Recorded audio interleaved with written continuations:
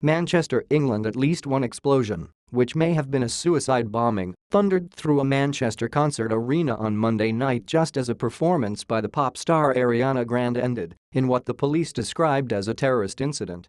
They said at least 19 people had been killed and 50 wounded as panicked spectators, including adolescents, screamed and fled.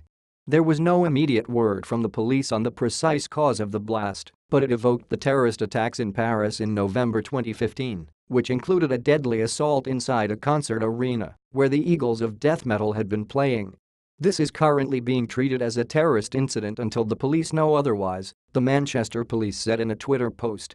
People at the concert at the Manchester Arena said they had heard what sounded like explosions at the end of the show, around 10:30 p.m. There were unconfirmed reports that a suicide bomber had detonated a nail-filled explosive device.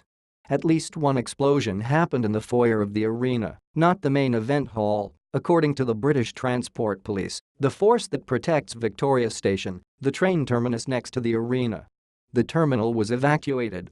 Early Tuesday morning, Sky News reported that a bomb disposal team had arrived on the scene as part of a police investigation and that the security cordon around the arena had been widened. One concertgoer, Cecina actor, told the Manchester Evening News that there had been an explosion at the back of the arena after the last song. "We saw young girls with blood on them," she said. "Everyone was screaming and people were running." Ms. Grande, 23, a singer with a big voice who started her career as a star on a Nickelodeon TV series, is on an international tour supporting her 2016 album, Dangerous Woman. Two additional acts, Victoria Mont and Bia, performed as openers on Monday. The tour was scheduled to continue on Thursday at the O2 Arena in London. "Ariana is okay," said her publicist, Joseph Carrazza. "We are further investigating what happened." Parents separated from their children during the mayhem were told to go to a Holiday Inn, where many children had taken refuge. Local residents offered stranded concertgoers places to stay in their homes. Gary Walker, who was at the show with his wife and two daughters, said he heard a massive bang and saw a flash just as the concert finished. He turned and realized that his wife had been hurt. Mr. Walker, who is from the northern city of Leeds, said she had a stomach wound and possibly a broken leg. He said he lay down with her and saw metal nuts on the floor. Ms. Walker was taken to a hospital and Mr. Walker was standing with his daughters at Deansgate, the main shopping street in Manchester. The confusion and fear in the hours afterward was reflected on social media.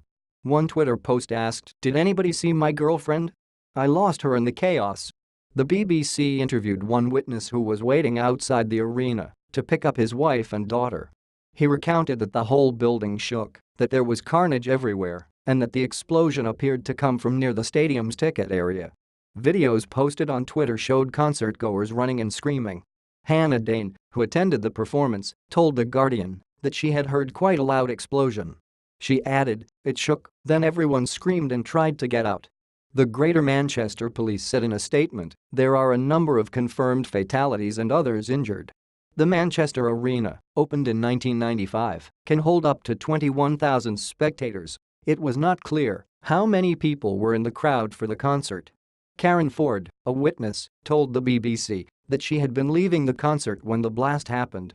"Everyone was just getting out of their seats and walking toward the stairs when all of a sudden a huge sound, which sounded like an explosion, went off," she said. "Everyone tried to push people up the stairs," she recalled, adding that in the chaos, people tried to push past a woman in a wheelchair as children screamed. She said there was no smoke, just one very loud bang. "It was very, very loud," she said, adding that her husband thought he had heard a second explosion. "There were shoes on the floor, left behind by people who had fled," she recalled. "Just chaos," she said. "I was trying to tell people to calm down." She added that the crush of people trying to flee created a perilous situation. "We were being crushed." Outside, Ms. Ford said, parents awaited children who had attended the concert, checking their smartphones in a panic. "Everyone was trying to find each other," she said. Continue reading the main story.